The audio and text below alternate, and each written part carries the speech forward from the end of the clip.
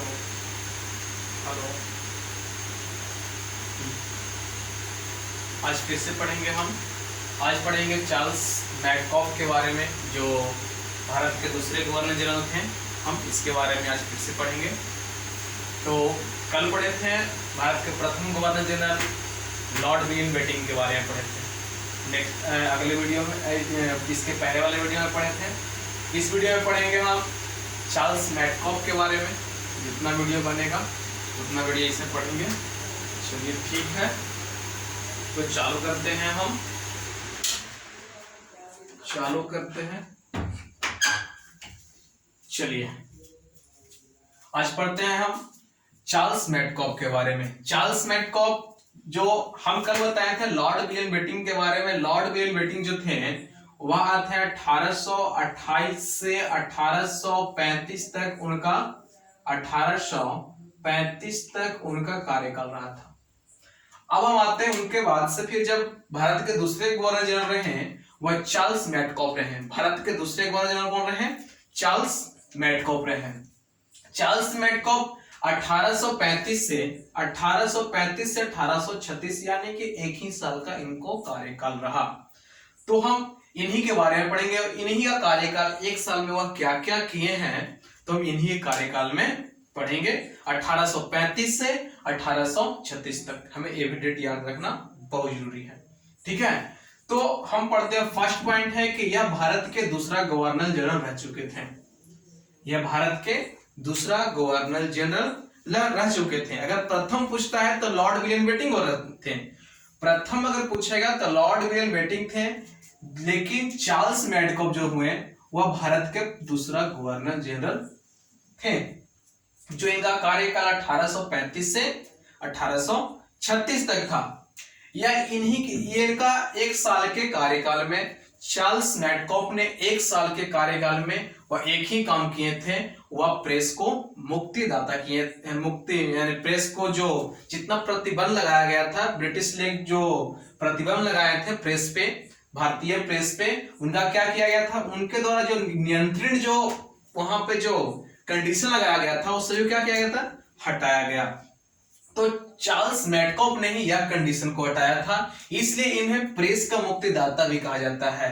तो हम पढ़ेंगे सेकंड पॉइंट में यही कि यह अपने एक वर्ष के कार्यकाल में, चार्ल्स मैडकॉफ ने एक वर्ष के कार्यकाल में वह एक ही काम किए थे, यानी कि प्रेस पर से नियंत्रण हटाए थे। प्रेस पर जो कंडीशन लगा हुआ था, जो प्रतिबंध लगा हुआ था प्रेस पर, वह नियंत्रण क्या हटाए थे? कौन हटाया था? जो चार्ल्स मैडकॉफ। और इन्हीं कहा जाता है कि भारतीय प्रेस का मुक्तिदाता चार्ल्स मैडकॉफ के ही कहा जाता है। यदि पूछता है कि चार्ल्स मैडकॉफ का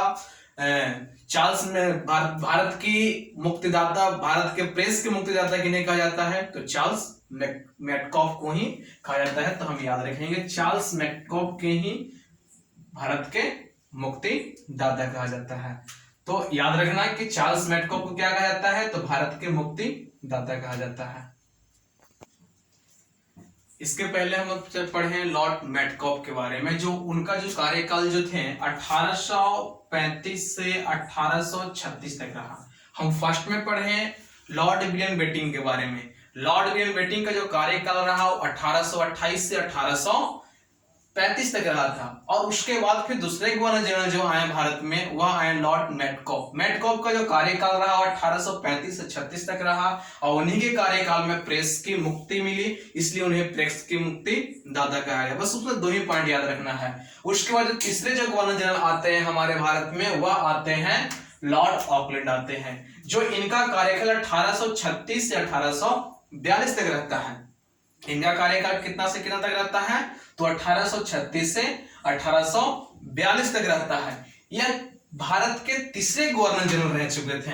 यह भारत के कितने गवर्नर जनरल थे, तो तीसरे गवर्नर जनरल थे। लॉर्ड ऑकलैंड जो हुए भारत के तीसरे गवर्नर जनरल हुए। ठीक है, तो हमें फर्स्ट पॉइंट याद रखना है कि भारत अगर पूछ दे एग्जाम में कि भारत के तीसरे गवर्नर जनरल कौन थे, तो लॉर्ड ऑकलैंड थे। ये दूसरा पूछता है तो लॉर्ड मैडकॉफ है ना, मैडकॉफ थे।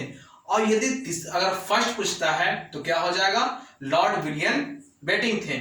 या बंगाल के अंतिम गवर्नर जनरल पूछेगा तो लॉर्ड विलियम बेटिंग ही होगा। तो ये तीसरे गवर्नर जनरल थे।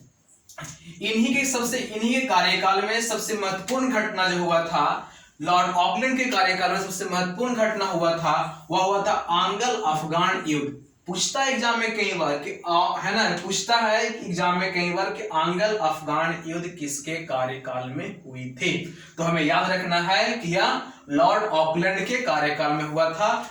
1839 से 1842 तक यह युद्ध लड़ा गया था। यदि हम डेट को याद रखते हैं, यदि हमें ये आंग्ल अफगान युद्ध यदि नहीं भी याद रहता है, इसका डेट याद रखता है कि 1839 से 1842 तक ही लड़ा गया था, तो हम इस डेट के अकॉर्डिंग हम यह अनुमान लगा सकते हैं कि लॉर्ड ऑकलैंड ही तो 1836 से 42 तक रहे थे। तो हमें इस डेट के अनुमान से यह पता लगा सकते हैं कि जो आंग्ल अफगान जो युद्ध हुआ वह किसके कार्यकाल में हुआ था, तो लॉर्ड ऑकलैंड के कार्यकाल में हुआ था। हमें एक चीज याद रखना है। तीसरा पॉइंट इन्होंने जो कहा, तीसरा पॉइंट हम पढ़ते हैं जो एग्जाम में कई बार पूछ चुका है कि शेरशाह मार्ग के नाम बदलकर जीटी रोड कौन से गवर्नर जनरल रखे थे, तो लॉर्ड ऑकलैंड के ही कार्यकाल में शेरशाह मार्ग के नाम बदलकर जीटी रोड रख दिया गया था। किनके कार्यकाल में, तो लॉर्ड ऑकलैंड के ही कार्यकाल में शेरशाह मार्ग के नाम बदलकर जीटी रोड रखा गया था। और इन्होंने ही जीटी रोड के भी क्या कराए थे, मरम्मत कराए थे। लॉर्ड ऑकलैंड के ही कार्यकाल में हुआ था। तीसरा पॉइंट आता है कि भारतीय विद्यार्थी को डॉक्टरी की शिक्षा हेतु विदेश जाने की अनुमति ब्रिटिश संसद ने प्रदान किया। यानी कि इन्हीं के कार्यकाल में भारतीय विद्यार्थी को डॉक्टरी शिक्षा की पढ़ाई के लिए विदेश जाने की अनुमति प्रदान किया गया। तो किनके कार्यकाल में, तो लॉर्ड ऑकलैंड के ही कार्यकाल में। तो हमें यहां से इनका जो 3 पॉइंट है जो बहुत महत्वपूर्ण पॉइंट है, ज्यादा ये 3 पॉइंट क्या है, बहुत ही इंपॉर्टेंट है, जो हम तीनों ये चीज को याद रखेंगे। फिर से रिकॉल करते हैं कि ये लॉर्ड ऑकलैंड जो हुए वह भारत के तीसरा गवर्नर जनरल रहे हैं। लॉर्ड ऑकलैंड कौन सा रहे, भारत के तीसरा गवर्नर जनरल रहे हैं। इन्हीं के कार्यकाल में सबसे महत्वपूर्ण घटना जो हुआ था वो आंग्ल अफगान का युद्ध हुआ था, जो 1839 से 42 तक लड़ा गया था। ठीक है, इन्हीं के कार्यकाल में शेरशाह के नाम बदलकर, शेरशाह मार्ग को नाम बदलकर जेटी रोड रखा गया। तो लॉर्ड ऑकलैंड के ही कार्यकाल में रखा गया था। ठीक है, और भारतीय विद्यार्थी को डॉक्टरी की शिक्षा के हेतु विदेश जाने की अनुमति ब्रिटिश संसद ने भी इन्हीं के कार्यकाल में प्रदान किया। ठीक है, तो यहां से अगर क्वेश्चन पूछता है कि विदेश जाने की अनुमति, भारतीय विद्यार्थी को डॉक्टरी की शिक्षा के हेतु विदेश जाने की अनुमति किसके कार्यकाल में ब्रिटिश संसद ने यह अनुमति दिया, तो लॉर्ड ऑकलैंड के कार्यकाल में। कब से कब तक रहेगा, तो 1836 से 1842 तक हम याद रखेंगे। ठीक है।